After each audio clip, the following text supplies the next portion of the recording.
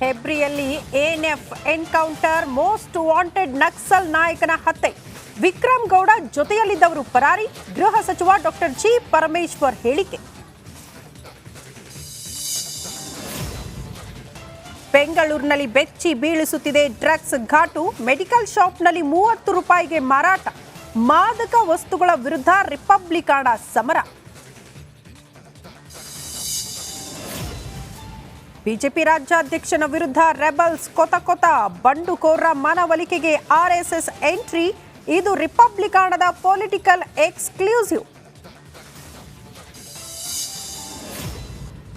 ಮೊರಾರ್ಜಿ ದೇಸಾಯಿ ವಸತಿ ಶಾಲೆಗೆ ಶಾಸಕ ದಿಢೀರ್ ವಿಸಿಟ್. ಆಹಾರ ಪದಾರ್ಥ ಗುಣಮಟ್ಟ ನೋಡಿ ಕೋನರೆಡ್ಡಿ ಸಿಡಿಮಿಡಿ.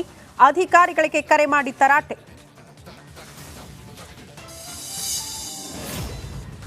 ತಿರುಪತಿ ತಿರುಮಲದಲ್ಲಿ ಇನ್ಮುಂದೆ ಹಿಂದೂಗಳಿಗಷ್ಟೇ ಕೆಲಸ. ಹಿಂದೂಯೇತರನ್ನ ಹೊರಕ್ಕೆ ಕಳುಹಿಸಲು ಟಿಟಿಡಿ ನಿರ್ಧಾರ. ಹೋಟೆಲ್ ಹೆಸರು ಬದಲಾವಣೆಗೆ ಸರ್ಕಾರಕ್ಕೆ ಪತ್ರ.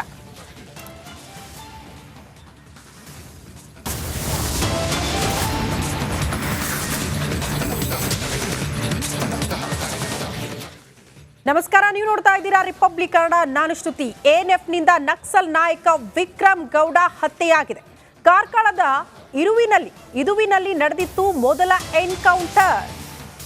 20 ವರ್ಷಗಳಿಂದಲೂ ಕೂಡ ನಕ್ಸಲ್ ಚಟುವಟಿಕೆಯಲ್ಲಿ ಭಾಗಿಯಾದಂತಹ ನಕ್ಸಲ್ ನಾಯಕ ವಿಕ್ರಮ್ ಗೌಡ,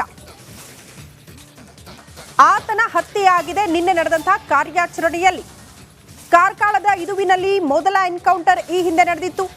ಹಾಜಿಯಾ ಪಾರ್ವತಿ ಎಂಬುವರ ಎನ್ಕೌಂಟರ್ ಆಗಿತ್ತು. 2005 ಫೆಬ್ರವರಿ 5ರಂದು ನಕ್ಸಲ್ ನಾಯಕ ಸಾಕೇತ್ ರಾಜನ್ ಅವರ ಹತ್ಯೆಯಾಗಿತ್ತು. ಕೊಪ್ಪ ತಾಲೂಕಿನ ಮೆಣಸಿನಹಾಡಿಯಾದಲ್ಲಿ ಸಾಕೇತ್ ಎನ್ಕೌಂಟರ್ ಆಗಿತ್ತು. ಕರ್ನಾಟಕದಲ್ಲಿ ನಕ್ಸಲ್ ಹುಟ್ಟು ಹಾಕಿದ್ದೇ ಈ ಸಾಕೇತ್ ರಾಜನ್.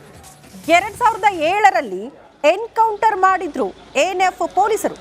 2007ರಲ್ಲಿ ನಕ್ಸಲ್ ನಾಯಕನಾಗಿ ಮನೋಹರ್ ಮತ್ತು ಶಂಕರ್ ಅವರಿದ್ರು. ಅವರನ್ನ ಕೂಡ ಹತ್ಯೆ ಮಾಡಲಾಗಿತ್ತು. ಸಾಕೇತ್ ರಾಜನ್ ಬಳಿಕ ನಕ್ಸಲ್ ನಾಯಕ ಆಗಿದ್ದಂತೆ ಈ ವಿಕ್ರಮ್ ಗೌಡ.